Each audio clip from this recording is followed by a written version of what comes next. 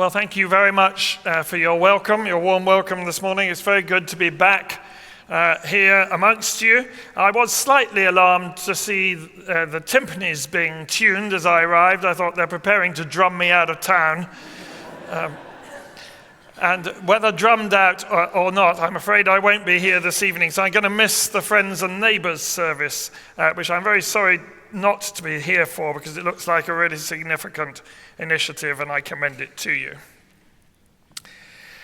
You may remember from way back a little book called The Little Book of Calm, a collection of soothing thoughts to help you keep your cool throughout the day.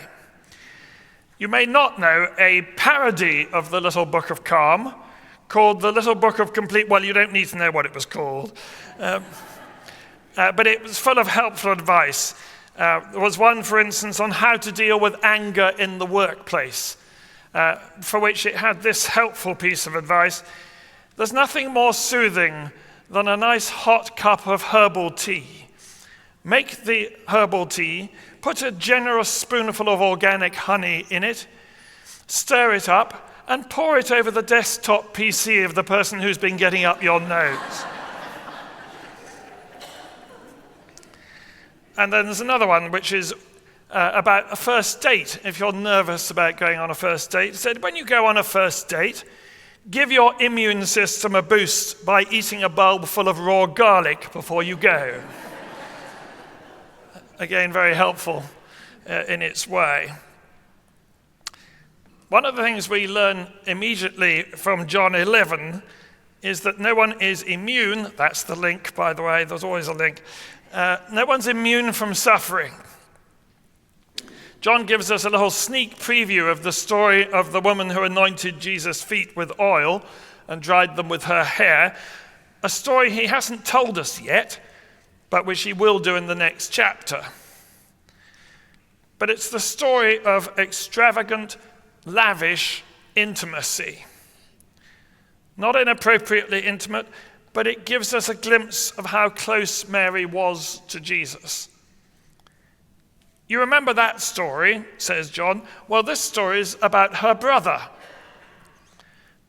And Lazarus himself was close to Jesus. Lord, the one you love is ill, say his sisters. Being close to Jesus does not mean that you're immune from the heartache and the 1,000 natural shocks that flesh is heir to, as Hamlet put it. Come to that, being God doesn't make you immune from them either, as the gospel is about to make clear. Bad things do happen to good people, to godly people, and faith is no guarantee that they won't. What Christian faith does do is something different. It doesn't guarantee that terrible things won't happen, but it does guarantee that all life, all experience, is porous to the glory of God.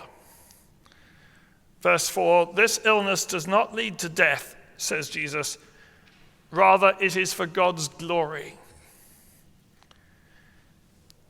Even suffering and pain, even death, can be shot through with that glory.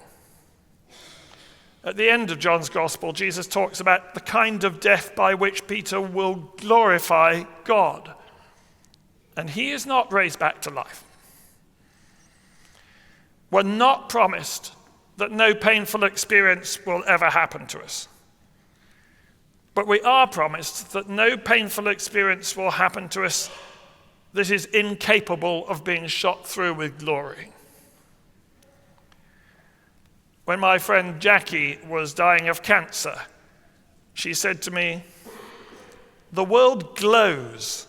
It really does. I've never seen that before. And I don't think I would have done but for this."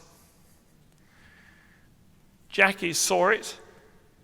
We may not, but others will because of us.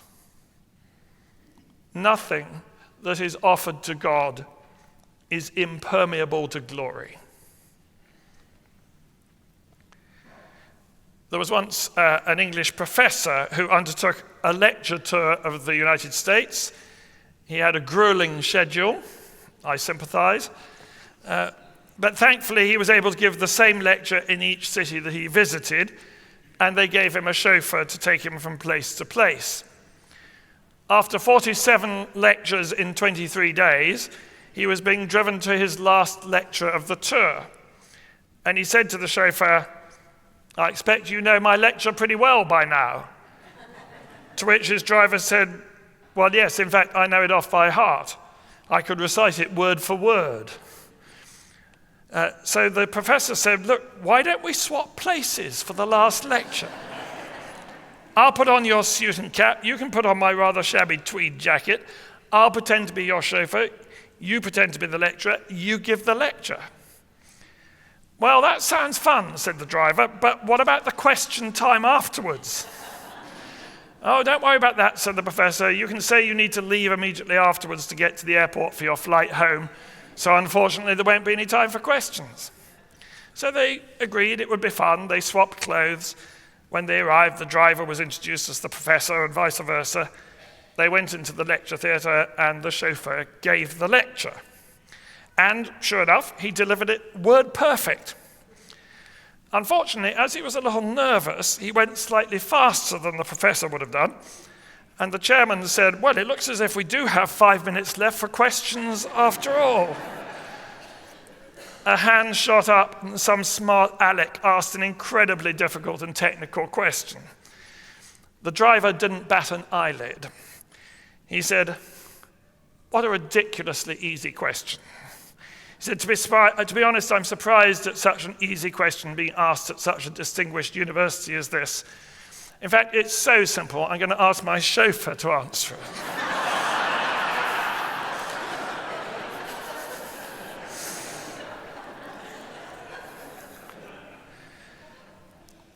One of the great truths of the gospel is that Jesus stands in for us. He takes our place. He dies in our stead. And you get a little instance of that, a little glimpse of that in our reading this morning.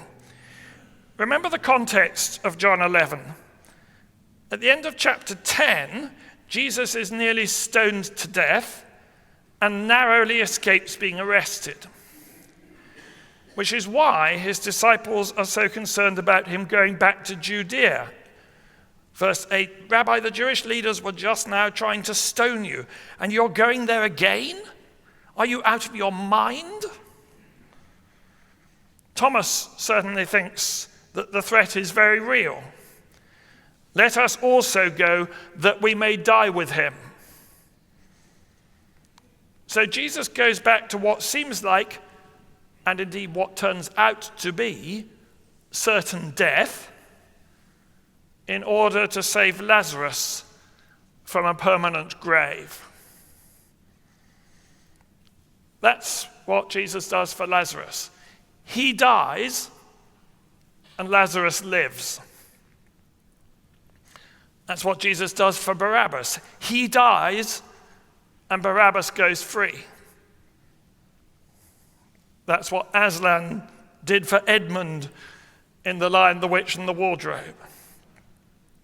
And as C.S. Lewis says in Voyage to Venus, if each person had been the only person made, he would have done no less.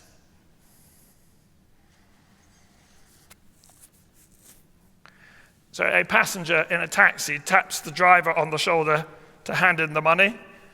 The driver screams, loses control of the cab, nearly hits a bus, drives over the curb and stops just inches from a large plate glass window of a shop. For a moment, everything is silent in the cab, and then the driver said, "Please don't ever do that again. You scared the living daylights out of me." The passenger apologized and said, didn't realize that a tap on the shoulder could frighten him so much. To which the driver replied, "No, I'm sorry, it's really not your fault at all. It's just that today's my first day driving a cab. I've been driving a hearse for the last 25 years.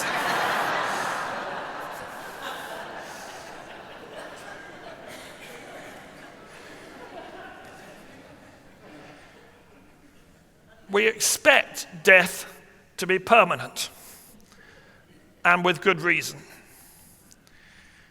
But Jesus knows it isn't. Jesus knows it's temporary, like falling asleep. He's not naive. He knows that death is real. He knows how hideous death is. He knows how it severs relationship. He knows the pain of grief. He will himself be weeping and angry at Lazarus' grave in a few verses' time. He shrinks from his own death and sweats blood at the prospect. He hates death and sees it as an obscenity, something that does not belong and should not occur in God's good creation. But he knows it's temporary. Lazarus, he says, has fallen asleep. And that phrase has changed the way a whole culture has thought about death ever since. It's changed the way we speak about death. The place where people were buried used to be called a necropolis, a city of the dead. But because of that phrase of Jesus, and because of the resurrection, it came to be called a cemetery, a place of sleep.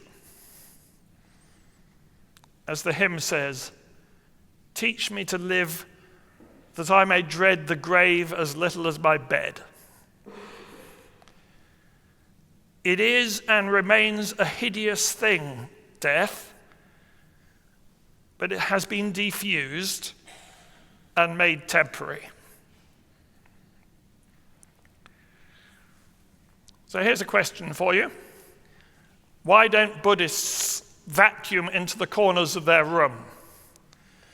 Answer: because they have no attachments. That's obviously one that gets lost in translation across the pond. But it is true that if you have no attachments, if you don't let yourself get too close to anything, then you won't get so hurt. It's true that if you can stop yourself getting emotionally involved, if you can remain dispassionate, then you can save yourself a whole lot of heartache and sorrow. It's true that love makes us more vulnerable to having our heart broken. But we serve one who so loved Lazarus that he broke down in grief and anger at his tomb. We follow one who was not dispassionate, but compassionate, who could not witness the weeping of Mary and her friends without bursting into tears himself. We follow one who revealed God to be, in very essence, love. God is love, says the hymn.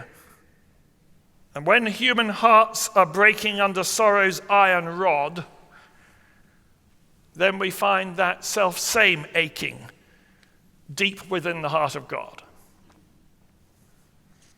God is not invulnerable because he loves. And that is the model for real humanity. Okay, I'll risk a couple more questions. They are rhetorical questions. What do you call a woman who puts all her bills straight on the fire? Answer: Bernadette. What do you call a man who's been scratched by a cat? Answer: Claude. Thank you. The Good Shepherd, says Jesus in the previous chapter, calls his own sheep by name. In an impersonal world where we're an account number to our bank, a zip code to the postal services, a passport number to customs, we are known by name to the God who created the universe. Lazarus, he says, come out. He calls us by name. And he calls us back to life. Back to life as it was always intended. Back to life in all its fullness. Back to life in more depth than the thin, narrow strip we normally inhabit. Back to life in the multiple dimensions of the love of God. And lastly, there's the command of Jesus to unbind him and let him go. As David Ford comments, even after coming to believe, having heard the voice of the shepherd calling us by name, we may still need to be liberated from beliefs, attitudes, habits, addictions, constrictions, traumatic experiences, self-images, or whatever else hinders full living, keeping us bound up in things that smell of death and deprive us of freedom. And that liberation usually needs the attentive help of other people. That is what the church is for. That's what we are for. To be a liberatingly attentive community. To help one another unbind the grave clothes of festering wound and self-wound. To help each other find life. And to help one another go free.